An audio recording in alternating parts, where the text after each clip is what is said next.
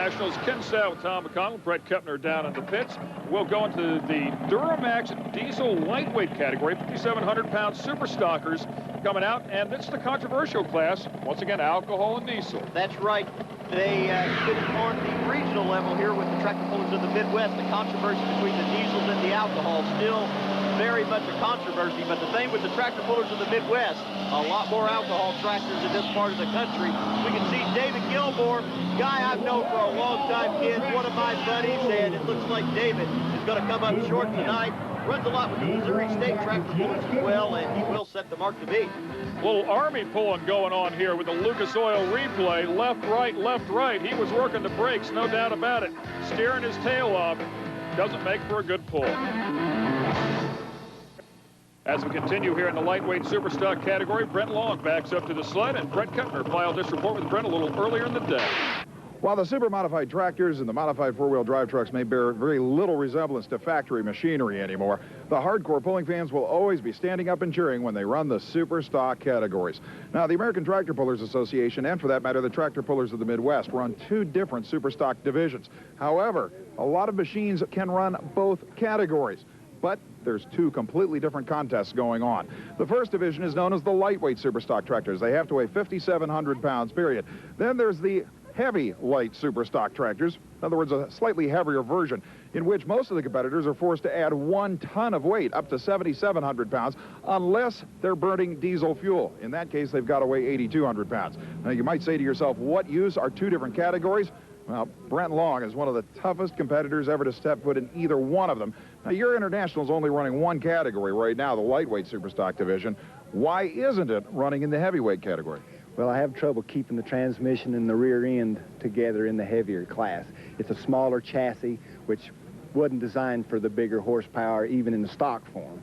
So that's the main reason. Just the ton of weight, the 2,000 extra pounds, puts that much strain on this machine that it comes apart? Quite a lot, yeah. The transmission and the bull gears and stuff like that's just quite a bit tougher to hold in the bigger class. Now, with the competitors who do competitively switch back and forth, is there a difference in driving technique or in the way the vehicle is actually run?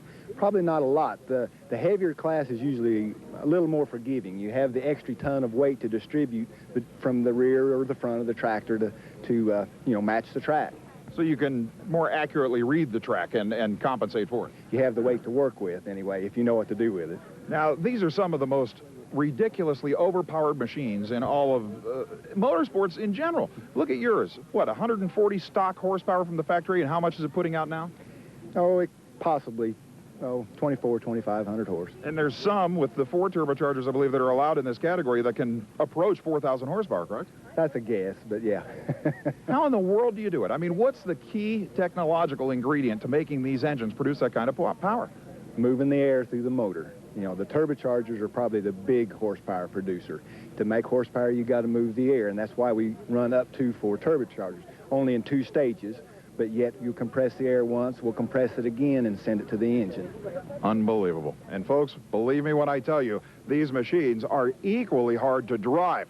They're creating that much power, putting them through tires that, well, aren't that much different than a stock configuration tractor tire, and then trying to pull 50,000 pounds behind you. That's what makes the Superstock class so exciting. Well, I tell you, Tom, when you talk about an extra 2,000 pounds going on this tractor, keep in mind that's another 30% of weight. That is a lot. Oh, absolutely. And like Brent said, he used to dominate both categories, but he just kept breaking rear end. So sticks with the lightweight. Only 1 turbocharger on this particular machine, and it makes so much power. He takes the lead. Let's go to Brett. Now, is it safe to assume that when it's going that hard to the right, with a slam sled, that you're probably not going to go much farther once it starts moving that side? Once the sled hits you, yeah, it's pretty much got you if you're after the brake a lot. And I presume you were. I was getting after it some, yeah. I'll tell you, the track seems to be hooking a lot better in the middle, and you had a lot of tire speed off the starting line, too. Yeah, the track hooked up better right in the middle for me, and then kind of turned me loose there and bobbed the front a couple of times. But, yeah, it wasn't a bad run. Take a look at our Lucas Oil replays. They bring the RPMs that are up around 5,500, 6,000 RPMs, and right in there, take a look at that tire speed that Brent was talking about. It is definitely hooked up, and then that weight slams the back of that tractor, and right after that, he comes to a screeching halt. Next up, we're going to change colors. We're going to go blue. That's right. This guy used to actually pull yellow. This is Harold Tenhouse. Pulled a Minneapolis Moline alcohol tractor for many, many years. Made the switch a couple of years back to a Ford diesel and having problems with the smoker. And I think we've got a fuel pump that seized up on him there, and they've got it shut down. Nope, turbocharger actually looks like what it is. It looked like he was having a little trouble with the turbo. It looked like it might have been hitting a wastegate. You could see the black smoke come and go at the very initial beginning of that pull, and then it all went away. Oh, very much so. Well, this tractor now used to be owned by Glenn Lacey. Omer Clark owns it.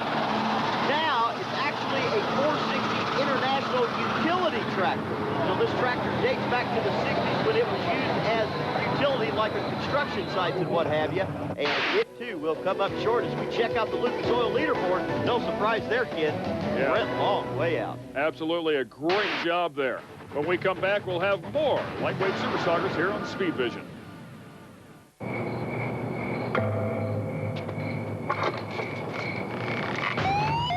What's that? Alarm. It's the alarm. What's going on? Oh, The keypad. I'll check the keypad. It's the back door. Get by the phone. hello? This is Jim from Brinks Home Security. Is everything all right? I don't know. The alarm just started going off. I'll notify your police department. Thank you so much. Brinks Home Security protected this family, and they can protect yours, too. The Brinks award-winning state-of-the-art monitoring center can signal theft, fire, or medical emergencies 24 hours a day. Brinks Home Security starts with a free personal security analysis that allows us to custom tailor the system for your home. Call now and we'll install a Brinks Home Security system for just $99, including a security keypad that provides a quick link to our monitoring center. As a special offer, we'll install a second keypad free. That's a $125 value. You also get the security of the Brinks name. Thank you, officer. Come on, honey. Everything's okay. Brinks Home Security, dedicated to fast response and peace of mind 24 hours a day. Call now.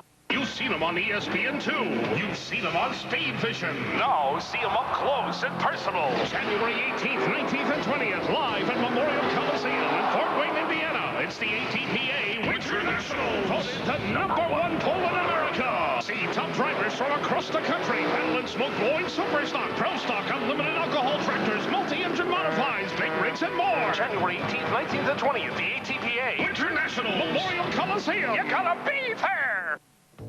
This is a K&N fuel injection performance kit. Pretty fancy name, huh? Well, simply put, it's a high-performing replacement air filtration system for late-model fuel-injected cars. We call them FIPKs. A K&N FIPK, additional horsepower. And using K&N's washable filter element technology, you could drive around the world 41 times before needing a replacement. Ask for them by name, K&N filters, and more. As the sun sets at beautiful Troy, Missouri, Jacob Electronics Missouri Nationals. Here comes a track that you don't see every day. It's not red, it's not green, well, let's go to Brett. He'll tell us about it. Okay, kids, it's time for our annual Speed Vision check on whether or not you know your tractors. Now, the beauty of tractor pulling, especially in the superstock classes, is brand identity, and it's color-coded. You see, virtually every tractor manufacturer has some basic color concept that they've stuck with seems like centuries, and everybody knows the brand of tractor by its color. Case in point, the John Deeres are green. The Internationals, they're always red. Oh, let's see, the Fords are blue. The Deutsches are green, but it's kind of a lime green. Then you've got, well, the Cases are white, but the whites are silver. Let's see, the Minneapolis Moline is bright yellow, but what about cream colored? If you know the answer, you have my applause.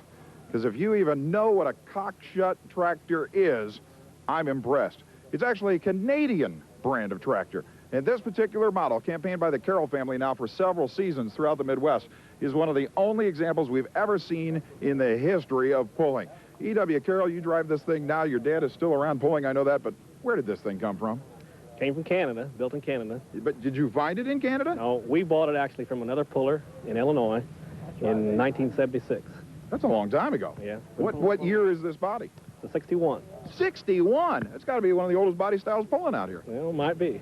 Now, under ATPA rules, and for that matter, tractor pullers in the Midwest rules, you've got to use a stock engine block in this thing. Is this a cock-shut block? Correct. It's Hercules. A Hercules block. Now, I know that name. They make heavy equipment of other kinds, don't they? Well, Hercules is an engine company also that I see. built engines, and White Engine bought them out. Okay, now I'm curious, what was the actual displacement and horsepower of the original, what do we got here, 570 Super model? 570 Super is 339 cubic inch, and that's what we're still running. And stock horsepower would have been around 85. 85 horsepower. Now, how many turbochargers are on there now? We have 2. Okay, with 2 turbochargers, I'm going to guess, and I'm going to wince while I ask, how much horsepower now? Well, we're estimating around 1,500. 1,500 from an engine that originally made 85 horsepower. Correct. I'll tell you what, folks, they've made it work good enough to become our Jasper Racing Engine's best engineered vehicle of the event. And like I said, you won't find another one to compare it to, but one thing's for sure, you're looking at the only one you'll probably ever see. Boy, Tom, it fits into this class perfectly. 570 Super, 5,700-pound super stock. You've got it. And it's a very tough competitor, too. Won the title in the Tractor Pullers of the Midwest many, many times. Regional champion of the Jasper Pulling Series in this part of the country. Do not count him out here. He's going all over the track, trying to beat Brent Long. Will not crowd love it. Yeah, came up about 10 feet short. Next up will be Tom Piper, the last one. Now they're out of Harper, Iowa. Pretty good drive here for the event here in Troy, but they're making a very good run. Alice Chalmers, first look at an AC right now, but he too will come up short. Brent Long way out in front right now. Roy Warren, 8-second ride. No doubt making a reference to a bull. This thing's got to be a handful. Oh, Buck's very much like it. Got a very interesting rotate situation on this tractor. He's actually racing to the tie bars and the chassis on the tractor. And whoa, fire under the hood there. Roy having some problems. The TPA official will be putting that out there, but it looks like a contained alcohol fire. So we check it out again. See, he was getting a little bit out of control, but right at the end of the track, right when the tractor ended, all that pressure went kaboom and the flames went up. The stress heavy on all the equipment at that point in time. We'll move on to Barry Bice and the Nemesis. Beautiful Alice Chalmers making his way down the track. Alcohol tractor and problems right there. Tears up the sled, even throws the mud flap up. He is way out of control. Well, that's where the Lucas Oil replay. What happened? He's going out of bounds, hits the brake, but his tires are turned the opposite way, and there he goes nuts. You did not go out of bounds. It's one of the best driving jobs. It's one of the best driving jobs we've seen in a while. Obviously, you had the wheels cranked way to the right and were gradually trying to set them down. Yeah, that's right. I was stepping on the brake, and when she come down, she just went that way. There was nothing you could do about it. I gotta say, it went exactly where it was pointed. It did. Definitely gave the fans a thrill. Next up will be Larry Wilson and Rawhide. We'll see if he can get past that 284.96 bar. Larry's one of the toughest diesels here on the Tractor Pullers of the Midwest. Would love to beat Brent Long, currently doing very well on the Tractor Pullers of the Midwest points. Can he take over Brent Long? No. The diesel will come up short, 276. We check out the final results. No surprise, Brent Long wins it, and the cock shut.